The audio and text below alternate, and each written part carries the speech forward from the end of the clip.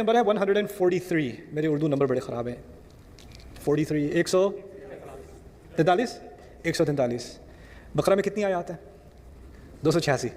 یہ نمبر آتا ہے مجھے. 143. این درمیان میں کہا تمہیں بیچ والی امت بنایا. Just literally in the half. سبحان اللہ. اب کہا ہمیں کہ اب تمہیں درمیانی امت، اسی لیے قبلہ اس طرف شفٹ کیا گیا ہے ابراہیم علیہ السلام کی بات کا ذکر کرنے کے بعد.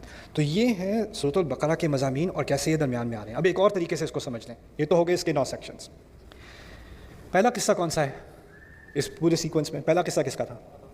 آدم علیہ السلام کا. آدم علیہ السلام کا امتحان لیا گیا تھا کہ نہیں؟ اچھا، اب امتحان کے نقطۂ نظر سے سمجھ لیں بات. آدم علیہ السلام کا امتحان لیا گیا، پھر بنی اسرائیل کا امتحان لیا گیا، پھر ابراہیم علیہ السلام کا امتحان لیا گیا، اور اب کس کا امتحان لیا جا رہا ہے؟ ہمارا 4 امتحان ہیں اس صورت میں. 4 امتحان ہیں. ایک آدم علیہ السلام کا، ایک بنی اسرائیل کا، اس کے بعد ابراہیم علیہ السلام کا، اس کے بعد ہمارا. اور ان میں سے 3 تو ہو چکے، ایک رہ گیا ہے، ایک ابھی بھی جاری ہے. وہ کون سا ہے؟ وہ ہمارا. اب ان 3 امتحانوں کو سمجھ لیں. پہلا امتحان کون سا تھا؟ آدم علیہ السلام کا. وہ ایسا امتحان ہے کہ ایک انسان نے لیا اور وہ اس امتحان میں ناکام ہوا. وہ ناکام ہوئے اس امتحان میں. شیطان نے انہیں ناکام بنایا، لیکن ناکام ہونے کے بعد بھی وہ دوبارہ کامیابی کی طرف نکلے. یخرجہم من الظلمات الی النور. اللہ اندھیروں میں سے نکال کر دوبارہ روشنی کی طرف لے آتا ہے. یعنی اگر آپ امتحان میں ناکام ہو بھی گئے ہو تو اس کا مطلب یہ نہیں کہ کہانی ختم. آپ آدم علیہ السلام کی مثال سے سیکھ لو کہ آپ دوبارہ اٹھ سکتے ہو، آپ دوبارہ اللہ تعالیٰ کی جو ہے رحمت میں داخل ہو سکتے ہو. یہ پہلا امتحان ہے، فیل ہونے کے بعد دوبارہ پاس ہونا. دوسرا امتحان کس کا تھا؟ بنی اسرائیل. ان کو فیل ہونے کا شوق تھا، اور فیل ہونے کے بعد جو پاس کرنے کا طریقہ دیا گیا، توبہ کر لو، واپس آ جاؤ. توبہ کا بھی کوئی ان کا خاص اہتمام نہیں ہے.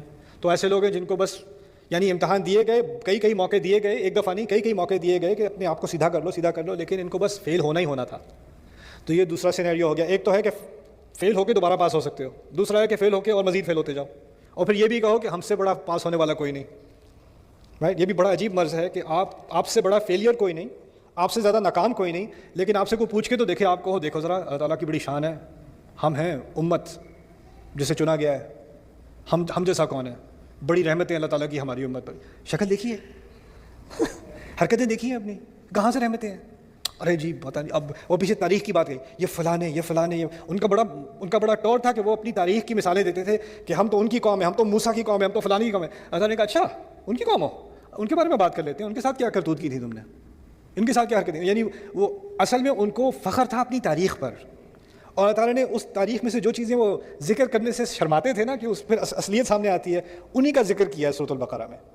اور اسی طرح سے ایک مرض سامنے لایا گیا ہے کہ امت کی شخصیت میں، امت کی نفسیات میں، ہماری امت کی نفسیات